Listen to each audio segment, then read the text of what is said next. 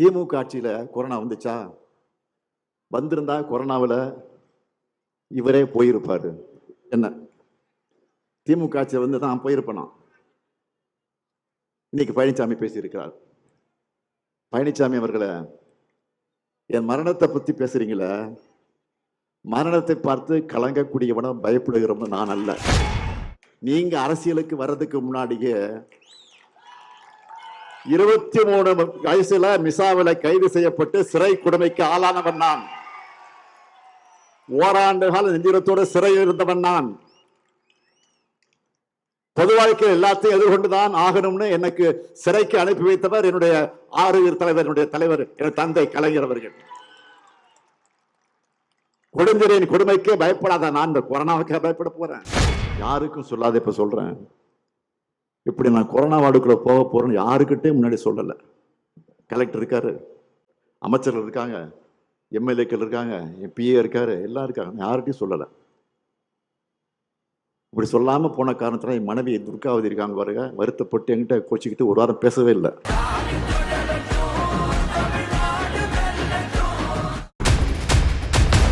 பேர் என்ன?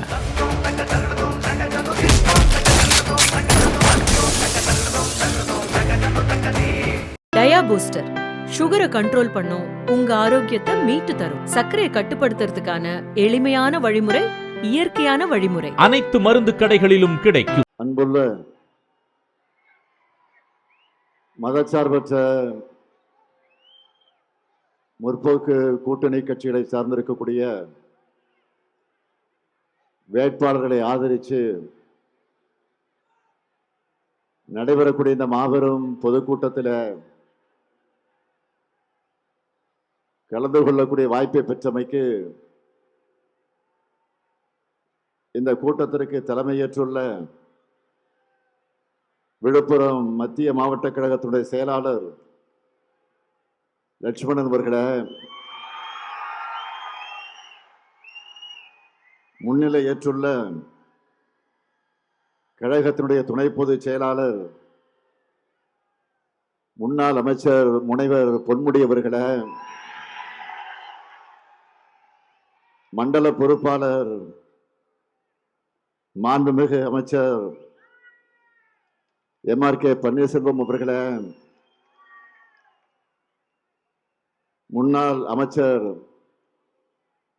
செஞ்சி மஸ்தான் அவர்களை,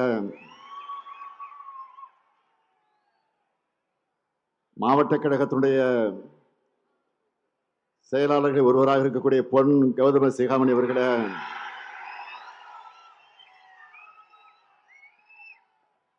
நாடாளுமன்ற உறுப்பினர் விடுதலை சிறுத்தை கட்சியினுடைய துணை பொதுச் செயலாளர் அன்புக்குரிய ரவிக்குமார் அவர்களை, இன்று அதிமுகவில் இருந்து விலகி மீண்டும் நம்முடைய திராவிட முன்னேற்ற கழகத்தில் தன்னை இணைத்துக் கொண்டிருக்கக்கூடிய அன்புக்குரிய செஞ்சி ராமச்சந்திரன் அவர்களை, தோழமை கட்சிகளை சார்ந்திருக்கக்கூடிய தோழர்களை, மதச்சார்பற்ற முற்போக்கு கூட்டணியில் இடம்பெற்றுள்ள பல்வேறு கட்சிகளை சார்ந்திருக்கக்கூடிய நிர்வாகிகளை, செயல் வீரர்களை, தலைமை கழகத்தினுடைய நிர்வாகிகளை, ஒருங்கிணைந்த விழுப்புரம் மாவட்ட கழகத்தினுடைய நிர்வாகிகளை, கழகத்தின் பல்வேறு அணிகளை சார்ந்திருக்கக்கூடிய அமைப்பாளர்களை, துணை அமைப்பாளர்களை, பத்திரிகை மற்றும் ஊடகத்துறை சார்ந்திருக்கக்கூடிய நண்பர்களே, வணக்கத்திற்குரிய வாக்காளர் பெருமக்களே, பெரியோர்களே, தாய்மார்களே, என் உயிரோடு கலந்திருக்கக்கூடிய தலைவர் கலைஞர் அவர்களின் உயிரினும் உயிரான அன்பு உடன்பிறப்புகளே, கடையேழு வள்ளல்கள ஒருவரான காரி ஆண்ட மலையமான் நாடும் வீரத்தின் விளைநிலமாம் ராஜாதேசிங்க கோட்டை கட்டி ஆண்ட பகுதியும் உள்ள விழுப்புரத்திற்கு நான் வந்திருக்கிறேன். விழுப்புரத்தோட பெருமைகளை சொல்ல வேண்டும் என்று சொன்னால், கல்வெட்டுகளுக்கு தொண்டூர், குடவரை கோயில்களுக்கு மண்டகப்பட்டு, பழமையான கோயில்களுக்கு பனமலை, பாறை ஓவியங்களுக்கு கீழ்வாலை, வரலாற்று பெருமைக்கு திருவக்கரை, இலக்கியத்துக்கு தண்டபாணி சுவாமிகள், நல்லாட்சிக்கு இலக்கணமாக ஓமந்தூரார், திராவிட அரசியலுக்கு ஏஜி எனப்படும் ஐயா கோவிந்தசாமி அவர்கள், இப்படி இன்னும் நிறைய சொல்லிக்கிட்டே போகலாம். இப்படிப்பட்ட வரலாற்று பெருமைமிக்க இந்த விழுப்புரம் மாவட்டத்தில் நின்று தமிழ்நாட்டினுடைய வளர்ச்சியை காக்க, தனி தன்மையை பாதுகாக்க, மதச்சார்பற்ற முற்போக்கு கூட்டணிக்கு உங்களுடைய ஆதரவை கேட்டு, வாக்குகளை கேட்டு வந்திருக்கிறேன். முதல்ல விழுப்புரம் சட்டமன்ற தொகுதி நமது வெல்லும் வேட்பாளர் மாவட்ட பொறுப்பாளர் டாக்டர் லட்சுமணன் அவர்கள்.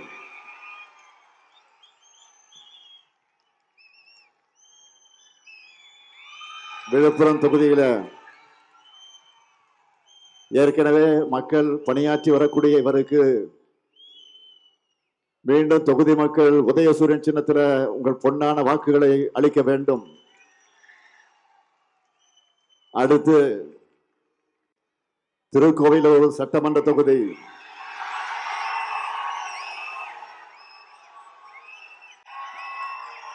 நமது வெல்லும் வேட்பாளர் டாக்டர் பொன் கௌதம சிகாமணி அவர்கள்.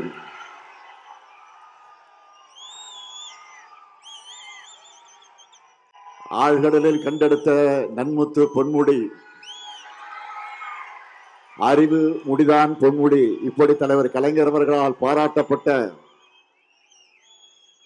கழகத்தினுடைய துணை பொதுச் செயலாளர் முனைவர் பொன்முடியினுடைய அருமை மகன், விழுப்புரம் தெற்கு மாவட்டத்தினுடைய செயலாளராக கழக பணி ஆற்றி வருகிறார். கள்ளக்குறிச்சி நாடாளுமன்ற உறுப்பினராக இருந்து மக்கள் பணியாற்றியவர். அப்பாவுக்கு தப்பாத பிள்ளையா இந்த பகுதி மக்களுக்கு உழைத்துக் கொண்டிருக்கக்கூடிய கௌதம சிகாமணி அவர்களுக்கு திருக்கோயிலூர் தொகுதி மக்கள் உதயசூரியன் சின்னத்தினுடைய பொன்னான வாக்குகள் அளிக்கணும். அடுத்து செஞ்சி சட்டமன்ற தொகுதி நமது வெல்லும் வேட்பாளர் செஞ்சி மஸ்தான் அவர்கள். திராவிட மாடல் ஆட்சியில சிறுபான்மை மற்றும் வெளிநாடு வாழ் நலத்துறை அமைச்சராக இருந்தவர். விழுப்புரம் வடக்கு மாவட்ட செயலாளராக சிறப்பாக கழகப்பணி ஆற்றி வரக்கூடியவர். என்னுடைய பேரன்பிற்குரிய அன்பு உடன்பிறப்பு, பெயரே செஞ்சி மஸ்தான் தான். மூணாவது முறையா செஞ்சி மக்கள் உங்கள் செஞ்சி மஸ்தான உதயசூரியன் சின்னத்தில் நீங்கள் எல்லாம் வாக்களிச்சு வெற்றி பெற வைக்கணும். அடுத்து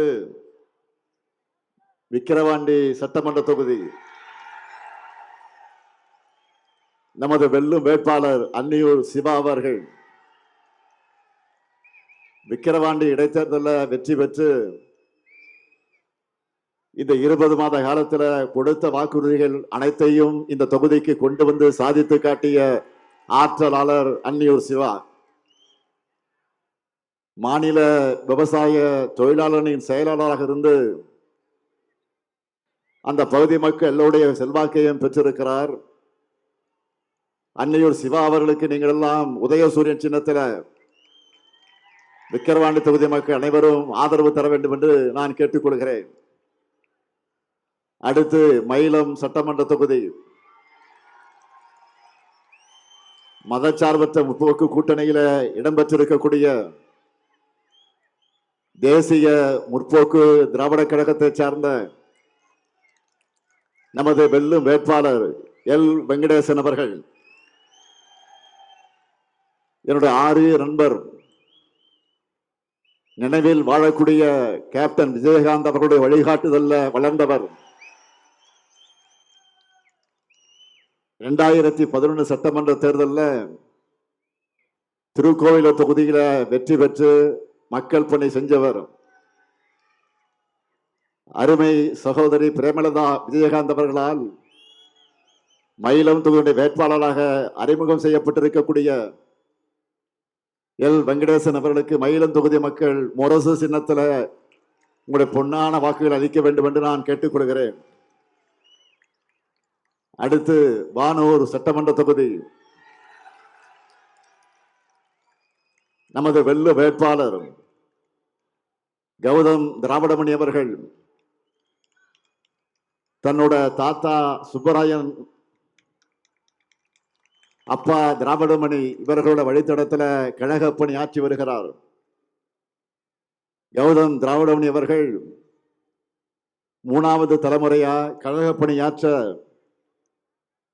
இவர் மாவட்ட கவுன்சிலராகவும் மக்கள் பணியாற்றி வருகிறார்.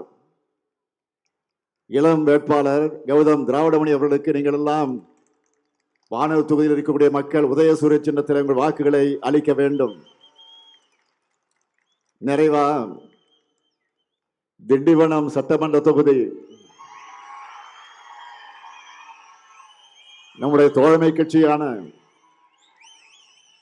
விடுதலை சிறுத்தைகள் கட்சியை சார்ந்த வெல்லும் வேட்பாளர் வன்னியரசு அவர்கள், விடுதலை சிறுத்தை கட்சியினுடைய தலைவர் எழுச்சி தமிழர் தோல் திருமாவளவன் அவர்கள், அதேபோல் மற்றும் பொதுச் செயலாளர் நாடாளுமன்ற உறுப்பினர் அருமை சகோதரர் ரவிக்குமார் இவருடைய நம்பிக்கை பெற்ற வேட்பாளர், விடுதலை சிறுத்தை கட்சியோட மாநில துணை பொதுச் செயலாளர், பல்வேறு மக்கள் போராட்டங்களை முன்னின்று நடத்தி சிறை சென்றவர், இன்னும் பெருமையோடு சொல்லணும்னா தொலைக்காட்சி வாதங்கள்ல தீர்க்கமான வாதங்களை செய்யக்கூடியவர், நம்மில் ஒருவராக இருக்கக்கூடிய வன்னியரசு அவர்கள் வெற்றிக்கு கழக நிர்வாகிகள் கடுமையா உழைக்கணும்.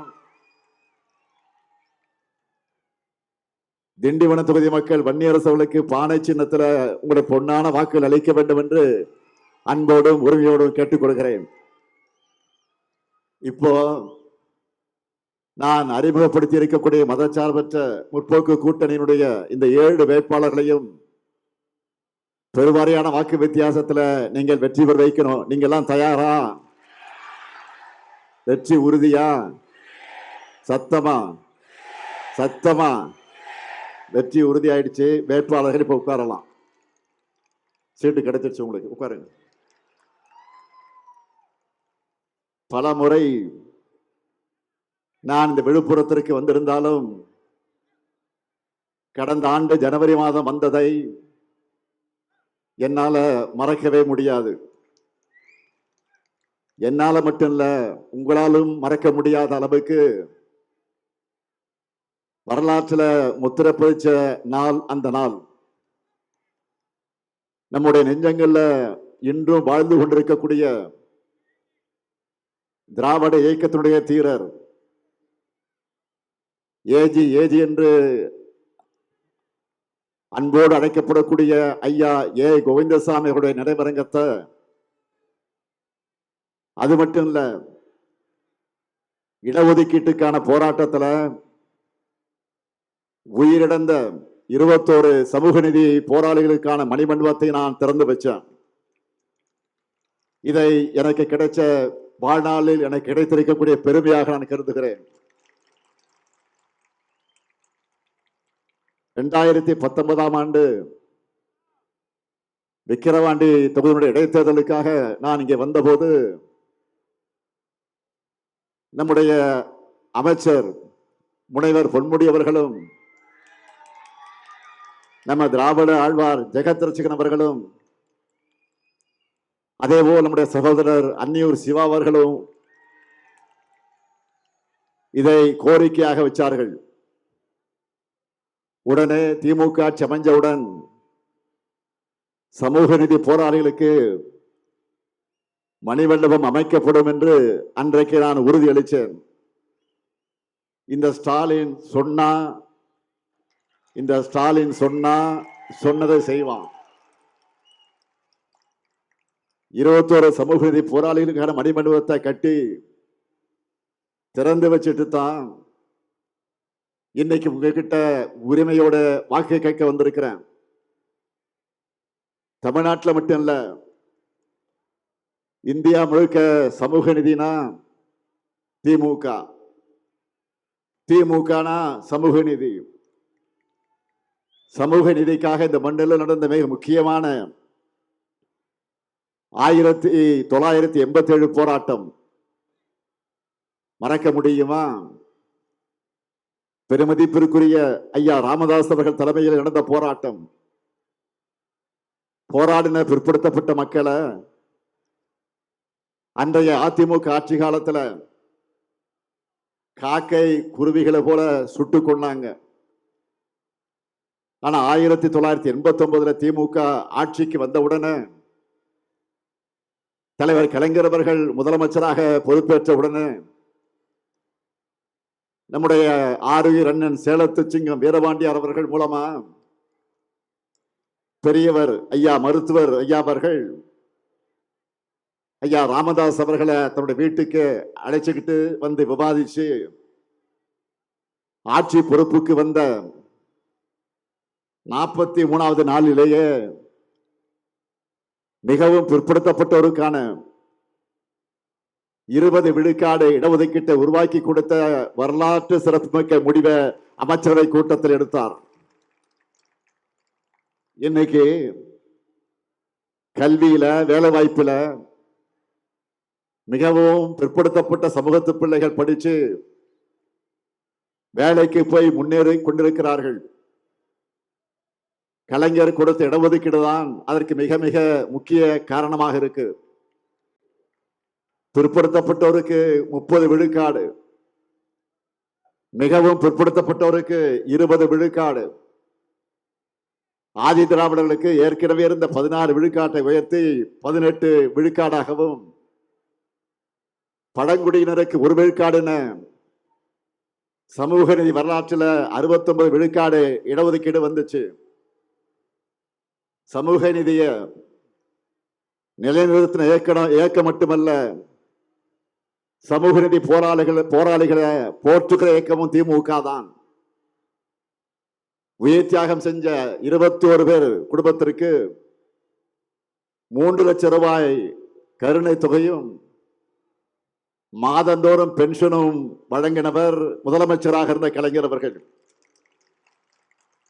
இன்றைக்கும் அந்த குடும்பங்கள் மாதம் 3000 ரூபாய் பெற்று வராங்க. அவங்களுக்கு சமூக நீதி போராளிகள் என்ற பட்டமும் வழங்கப்பட்டுச்சு. அப்போ சாலையில மறியலில் கைதான 2 லட்சம் பேர் மீதான வழக்குகள் திரும்ப பெறப்பட்டுச்சு. அது மட்டும் இல்ல, குண்ட தடுப்பு சட்டத்தின் கீழ் கைது செய்யப்பட்ட வன்னியர் சங்கத்தினுடைய நிர்வாகிகளான பூத்தா அருள்மொழி அவர்கள், பூத்தா இளங்கோவன் அவர்கள், வாழை செல்வன் அவர்கள், ஆரணி ராஜேந்திரன் அவர்கள், தாரா சிங் ஆகிய 5 பேர் மீதான வழக்கும் திரும்ப பெறப்பட்டுச்சு. திரு வாழப்பாடி ராமமூர்த்தி அவர்களும், வன்னிய அடிகளார் வன்னியர் கூட்டமைப்பினுடைய நிறுவன தலைவர் CN ராமமூர்த்தி ஆகியோர் முதலமைச்சர் தலைவர் கலைஞர் அவர்களை சந்திச்சு மரியாதைக்குரிய SS ராமசாமி படையாச்சார் அவர்களுக்கு சென்னையில ஒரு மைய பகுதியில சிலை வைக்க வேண்டும் என்று கோரிக்கை வச்சப்போ, அன்றைக்கு நான் சென்னை மாநகரத்தினுடைய மேயராக இருந்தேன். தலைவர் கலைஞர் அவர்கள் அவர்களை எல்லாம் என்னிடத்தில் அனுப்பி வைத்தார்கள். சென்னையில 3 இடங்களை குறிப்பிட்டு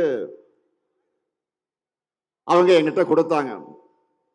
இறுதியா சென்னை ஆல்டா சந்திப்பில் ராமசாமி படையாச்சாருக்கு சிலை அமைக்கப்பட்டுச்சு. முதலமைச்சர் கலைஞரும் நானும் அந்த விழாவில் கலந்து கொண்டோம்.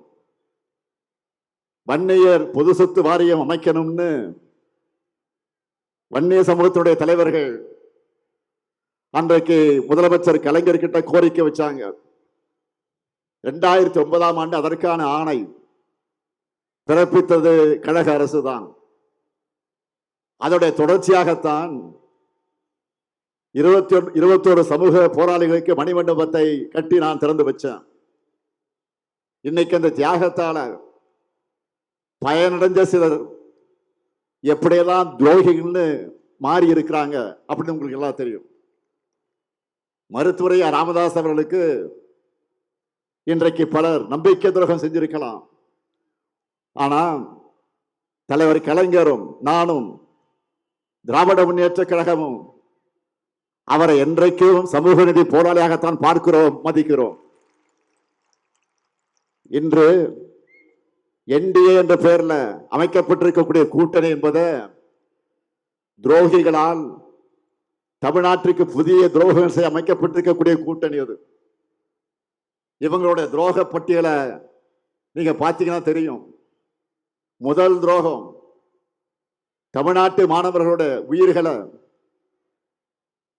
பலி வாங்கி இருக்கக்கூடிய நீட் தேர்வை அனுமதிச்சாங்க. அடுத்து அந்த நீட் தேர்வுக்கு எதிராக சட்டம் ஏற்றப்பட்டது. சட்டம் ஏற்ற வேண்டும் என்று ஒரு நாடகத்தை ஆடி அந்த சட்ட மசோதாவை ஓனராக இருக்கக்கூடிய பாஜக அரசு திருப்பி அனுப்பிச்சத அந்த சட்டமன்றத்தில் சொல்லாமலேயே ஓராண்டு காலம் மறைச்சாங்க. மாணவர்களுக்கு துரோகம் பண்ணாங்க. அடுத்து மின்கட்டண உயர்வுக்கு காரணமாக இருக்கக்கூடிய உதவி மின் திட்டத்தில் கையெழுத்து போட்டும் அதே போல 3 வேளாண் சட்டங்களை ஆதரிச்சும் போராடிய விவசாயிகளை கொச்சைப்படுத்தி விவசாயிகளுக்கு துரோகம் பண்ணாங்க. பண மதிப்பிழப்பு நடவடிக்கையால எப்படி உங்க சுருக்கு பையில் இருக்கக்கூடிய பணத்தை பறிச்சாங்களோ அதே போல 100 நாள் வேலை திட்டத்தை நாசப்படுத்தி உங்களோட தினசரி வாழ்வாதாரத்திற்கு துரோகம் பண்ணாங்க. அடுத்து இன்னைக்கு நாம் எல்லாம் கீழடி தமிழர் தாய்மடின்னு பெருமையா சொல்றோம். அந்த கீழடி ஆழ்வுகள் எல்லாம் குழி தோண்டி புதைக்க பார்த்து தமிழ்நாட்டுக்கு துரோகம் பண்ணாங்க. குடியுரிமை திருத்த சட்டம், வக் திருத்த சட்டம் கொண்டு வந்து இஸ்லாமிய மக்களுக்கு துரோகம் பண்ணாங்க. இப்போ FCRA சட்டம் கொண்டு வந்து சொத்துக்களை அபகரிச்சு கிறிஸ்துவ சமுதாய மக்களுக்கு துரோகம் செய்ய துடிக்கிறாங்க. இந்திக்கும் சமஸ்கிருதத்துக்கு மட்டுமே அதிக நிதி ஒதுக்கி அன்னை தமிழுக்கு துரோகம் பண்றாங்க. மும்மொழி கொள்கையை திணிச்சும் அதை ஆதரிச்சும் 50 ஆண்டுகளா தமிழ்நாட்டை பாதுகாக்கிற இருமொழி கொள்கைக்கு துரோகம் பண்றாங்க. மெட்ரோ ரயில் திட்டம், கல்வி நிதி உள்ளிட்டவற்றை தடுத்து தமிழ்நாட்டோட வளர்ச்சிக்கு துரோகம் பண்றாங்க. இதுதான் என்டிஏ கூட்டணி. துரோகங்களால் தமிழ்நாட்டோட வளர்ச்சியை கெடுக்க நினைக்கக்கூடிய என்டிஏனா ஈஸியா புரிய சொல்றவங்களுக்கு நோ டெவலப்மெண்ட் அலையன்ஸ், என் நோ, டி டெவலப்மெண்ட், ஏ அலையன்ஸ், என்டிஏ. அதான் என்டிஏ. இப்போ இவ்வளவு துரோகனை செஞ்சுட்டு கூச்சமே இல்லாம மக்கள்கிட்ட வந்து வாக்கு கேட்க வராங்க. இவங்களோட சதி திட்டத்தை முறியடிச்சு தமிழ்நாட்டை முன்னேற்ற பாதையில அழைச்சுக்கிட்டு போக வேண்டும் என்றுதான் நம்ம சூப்பர் ஸ்டாரை களத்தில் இறக்கி இருக்கிறோம். 2026 தேர்தலோட சூப்பர் ஸ்டார் யாரு? யாரு? தேர்தல் அறிக்கை சூப்பர் ஸ்டார் யாரு? சூப்பர் ஸ்டார் யாருன்னு கேட்டா சின்ன குழந்தைகள் தேர்தல் அறிக்கை சொல்லும். அதான் நான் பிரச்சாரத்திற்கு கிளம்புறதுக்கு முன்னையே நம்ம சூப்பர் ஸ்டார் நமக்காக பிரச்சாரத்தை ஸ்டார்ட் பண்ணிட்டாரு. நல்லா கவனிங்க. வாக்கு எண்ணப்படக்கூடிய மே 4, அந்த நாள் என்ன நாள்னா கல்யாண நாள்னு சொல்றாங்க. கல்யாண நாள் அன்னைக்கு மே 4. நான் தேர்தல் அறிக்கை வெளியிட்ட நாள் தான் நம் வெற்றிக்கு நிச்சயதார்த்த நாள். அப்படிப்பட்ட அறிவிப்புகள் இந்த தேர்தல் அறிக்கைகளை நிறைய இருக்கு. அதுல இருக்கக்கூடிய டாப் அறிவிப்பை மட்டும் இப்ப சொல்றேன். என்னது? இல்லத்தரசி திட்டம் தெரியுமே.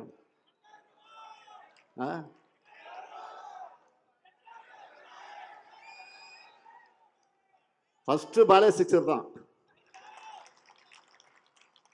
இல்லத்தரசி திட்டத்துல எவ்வளவு ரூபாய்க்கு ஊப்ப தர போறோம்? 8000. சத்தமா சொல்லுங்களேன்.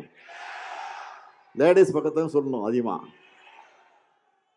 இந்த கூப்பனை வச்சு உங்களுக்கு தேவைப்படக்கூடிய வீட்டு உபயோக பொருளை புதுசாகவும் வாங்கிக்கலாம், இல்லைன்னா பழைய பொருளை எக்ஸ்சேஞ்ச் பண்ணி புது பொருளை வாங்கிக்கலாம்.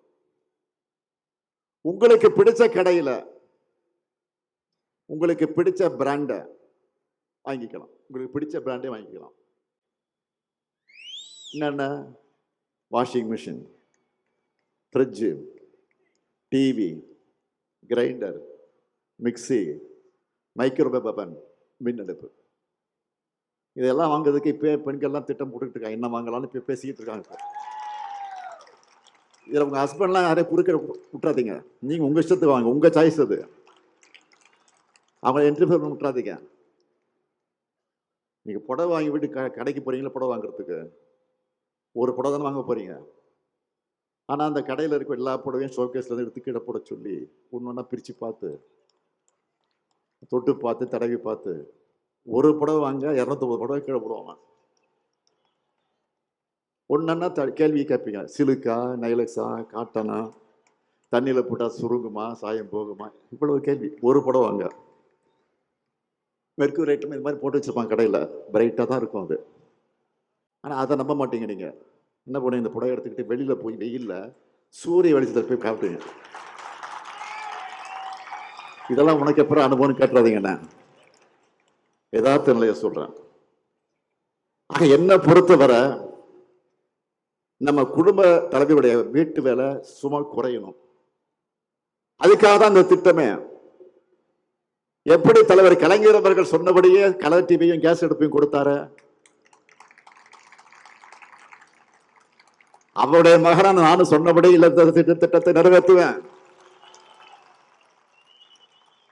இது மட்டுமல்ல, தேர்தல் அறிக்கையில மற்ற வாக்குறுதிகள் நீ விரிவா சொல்லி இருக்கிறோம்.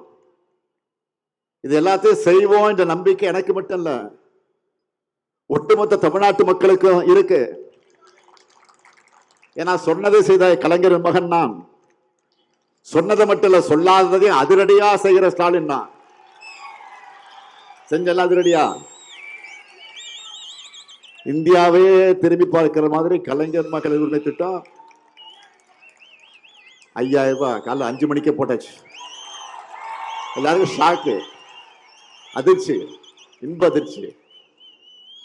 விடியல் பயணம், நான் முதல்வன், மக்களை தேடி மருத்துவம், இன்னொரு காக்கும் நம்மை காக்கும் 48, புதுமை பெண், தமிழ் புதல்வன், ஏராளமான திட்டங்களை செயல்படுத்திக்கிட்டு இருக்கோம். என்னை பொறுத்தவரையில கோட்டையில இருந்து மட்டும்தான் வேலை செய்யணும், ஆட்சி செய்யணும் அப்படின்னு இல்லை. மக்களுடைய மக்களா, உங்கள ஒருவனா ஆட்சி செய்யணும். அதுதான் என்னுடைய பாலிசி. மாவட்ட அளவில் நீங்க பார்த்துருப்பீங்க, எவ்வளோ நிகழ்ச்சிக்கு போற. மாவட்ட அளவில் அரசு நிகழ்ச்சிகளுக்கு வந்தா கூட, நிகழ்ச்சிக்கு வந்தோம், நலத்திட்ட உதவிகளை வழங்கணும், கிளம்பிட்டோன்னு இருக்க மாட்டேன். மாவட்ட கலெக்டர் உள்ளிட்ட அதிகாரிகள் கூட ஒரு ரிவ்யூ மீட்டிங் போடுவேன். அங்கே அந்த மாவட்டத்தில் இருக்கிற இடங்களுக்கு சர்ப்ரைஸா ஆய்வுக்கு போவேன். அவங்களுக்கே தெரியாது, திடீர்னு போவேன். கூட இருக்கிற நம்ம எங்க எம்எல்ஏக்கே தெரியாது, எங்க அமைச்சர்களுக்கே புரியாது. அங்க ஏதாவது குறை இருந்துச்சுன்னா அதை தீர்க்க நடவடிக்கை எடுப்பேன். நம்ம விழுப்புரத்தில் கூட உலக்கூர் ஆரம்ப சுகாதார நிலையத்தில் ஆய்வு மேற்கொண்டதை நீங்க மறந்திருக்க மாட்டீங்க. இப்படி ஒவ்வொரு மாவட்டத்துக்கும் ஒவ்வொரு கிராமத்துக்கும் போற காரணத்தினால்தான் அந்தந்த ஊர்களுக்கு தேவை என்ன இருக்குன்னு கவனிச்சு செஞ்சு கொடுக்க முடியுது. நான் ஒவ்வொரு மேடையிலையும் ஒவ்வொரு ஊர்லையும் நம்முடைய சாதனை திட்டங்களை பட்டியலிட்டு சொல்றேன்னு, இது மாதிரி பழனிசாமியால லிஸ்ட் போட முடியுமா? சொல்றதுக்கு உண்மை இல்லாத காரணத்துல தான் பொய்களை இப்ப வாந்தி எடுத்துக்கிட்டு இருக்காரு. பொய்களை கூட சொல்ல வாந்தி எடுத்துக்கிட்டு இருக்காரு. அம்மா பல்கலைக்கழகம் உள்ளிட்ட திட்டங்களை தடுத்துட்டோம்னு பொய்களை கட்டவிழ்த்து விட்டு இருக்காரு. 2021 தேர்தல் அறிவிச்ச நாள் அன்றுதான் அந்த பல்கலைக்கழகத்தை அவசர அவசரமாக அறிவிச்சு வெறும் 10க்கு 4 சைஸ்ல அறிவிப்பு பலகை வச்சுட்டு அந்த பல்கலைக்கழகம் உருவாக நிதி ஒதுக்கினாங்களா? இல்லையே. நாங்க தான் மாணவர்கள் பாதிக்கப்படக்கூடாதுன்னு அந்த பல்கலைக்கழகத்துக்கான மாணவர்களை புகழ்பெற்ற அண்ணாமலை பல்கலைக்கழகத்தோட இணைச்சு படிப்பை தொடர வச்சோம். அது மட்டுமல்ல, விழுப்புரத்தை அடுத்து இருக்கக்கூடிய காக்குப்பம் மற்றும் திண்டிவனத்துல அண்ணா பல்கலைக்கழகத்தினுடைய அதுக்கு இயங்கக்கூடிய அண்ணா அரசு பொறியியல் கல்லூரி தொடங்கப்பட்டு மாணவர்கள் இன்னைக்கு படிச்சுக்கிட்டு இருக்காங்க. அதே போல ஒவ்வொரு தொகுதிக்கும் ஒரு கலைக்கல்லூரின்னு திருவண்ணூர், திருக்கோவிலூர், செஞ்சி, விக்கிரவாண்டி, அன்னியூர்ல புதுசா கலைக்கல்லூரி தொடங்கப்பட்டு ஆயிரக்கணக்கான கிராமப்புற மாணவர்கள் படிச்சுக்கிட்டு இருக்காங்க. பழனிசாமி அவர்களை சாதனைகளை மட்டும் இல்ல, உங்களுடைய ஒவ்வொரு பொய்க்கும் என்னால புள்ளி விவரத்தோட பதிலடி கொடுக்க முடியும். தோல்வி பயத்தில் தினம் பழனிசாமி அவர்கள் தாறுமாறா தரங்கிட்டு பேசுறாரு.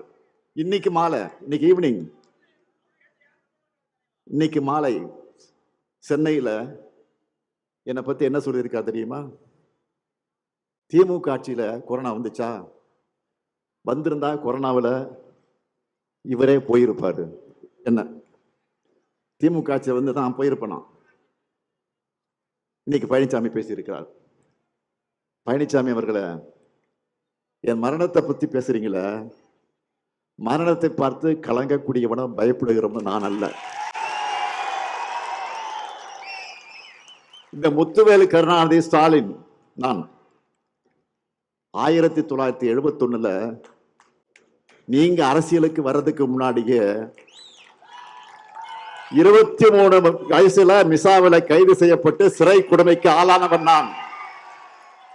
ஓராண்டு கால நெஞ்சுரத்தோடு சிறையில் இருந்தவன் நான். பொது வாழ்க்கையில் எல்லாத்தையும் எதிர்கொண்டுதான் ஆகணும்னு எனக்கு சிறைக்கு அனுப்பி வைத்தவர் என்னுடைய ஆறுயிர் தலைவர், என்னுடைய தலைவர், என் தந்தை கலைஞர் அவர்கள். கொடுஞ்சரின் கொடுமைக்கு பயப்படாத நான் இந்த கொரோனாவுக்கு பயப்பட போறேன். கொரோனா மேல எல்லாரும் பெரும் அச்சத்தில் இருந்தப்பவே அதுக்கான பிபிஇ கூட அணிஞ்சுக்கிட்டு கொரோனா வாழ்வுக்குள்ள போனவன் தான் இந்த ஸ்டாலின்.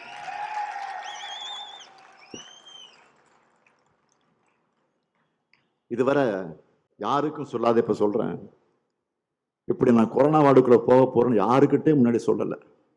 கலெக்டர் இருக்காரு, அமைச்சர்கள் இருக்காங்க, எம்எல்ஏக்கள் இருக்காங்க, என் பிஏ இருக்காரு, எல்லாம் இருக்காங்க. யார்கிட்டையும் சொல்லல.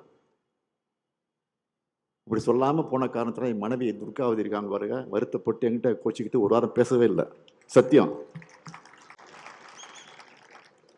மக்களை காக்க எந்த அளவுக்கு துணிச்சலாக செல்லக்கூடியவன். அதுக்கெல்லாம் பயந்து நான் அரசியல் தலைவராக இல்லை. பழனிசாமியோட கீழ்த்தரமான பேச்சை கேட்ட பிறகு என்னுடைய வருத்தம் எல்லாம் என்ன தெரியுமா? தந்தை பெரியார், பேரறிஞர் அண்ணா, பெருந்தலைவர் காமராஜர், மக்கள் தலைவர் எம்ஜிஆர், இனமான பேராசிரியர்னு எத்தனையோ பண்பாடு மிக்க பெருந்தலைவரோடு நேரில் பழகக்கூடிய நீண்ட அரசியல் அனுபவம் கொண்ட நான் இன்னைக்கு இவருக்கெல்லாம் பதில் சொல்ல வேண்டிய நிலை இருக்கேன்னு நினைச்சு உண்மையிலே வருத்தப்படுறேன். அதிமுக பொதுச் செயலான பிறகு பழனிசாமி ஜெயிச்சதே இல்லை. அவர் பொதுச் செயலான பிறகு எங்கேயாவது ஜெயிச்சிருக்காரா? திமுக தலைவரான பிறகு உங்களோட ஆதரவால நான் தோத்ததே இல்லை.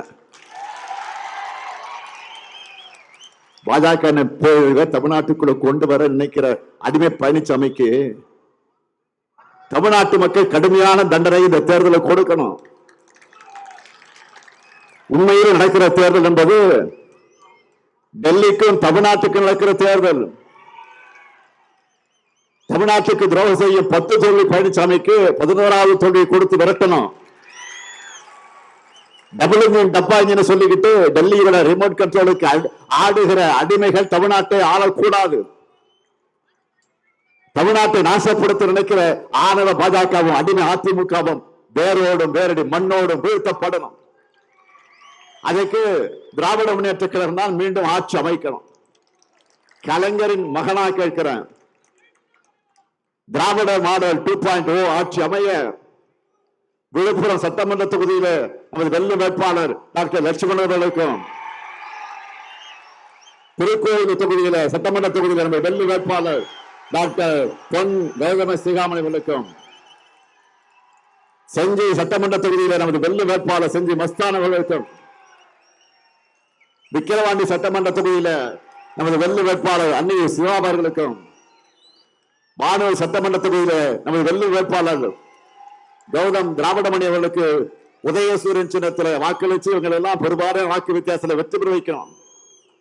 அதே போல மயிலம் சட்டமன்ற தொகுதியில நமது தோழமை கட்சியான தேமுதிகவினுடைய வெள்ளி வேட்பாளர் நினைவில் வாழக்கூடிய கேப்டன் அவர்களுடைய அன்பை பெற்ற எல் வெங்கடேசன் அவர்களுக்கு முரசு சின்னத்தில் நீங்கள் ஆதரிச்சு பெருவாரியான வாக்கு வித்தியாசத்தில் வெற்றி பெற வைக்கணும். திண்டிவனம் சட்டமன்ற தொகுதியில நமது தோழமை இயக்கலாம் விடுதலை சிறுத்தை கட்சியை சார்ந்த எழுச்சி தமிழர் கலைஞரின் மேஜர் ஜெனரல் என்று திருமாவளவர்களுடைய அன்பை பெற்ற வெள்ளி வேட்பாளர் வன்னியரசு அவர்களுக்கு பானை சின்னத்துல நீங்க உங்க பொன்னான வாக்கு அளிக்க வேண்டும். தமிழ்நாட்டு மக்களுடைய ஒட்டுமொத்த விருப்பமா அமையவிருக்கக்கூடிய திராவிட மாடல் 2.0 ஆட்சியில சாதனையால் சிறக்கக்கூடிய தமிழ்நாடு, தலைநிமிர்ந்த தமிழ்நாடு உருவாகும்.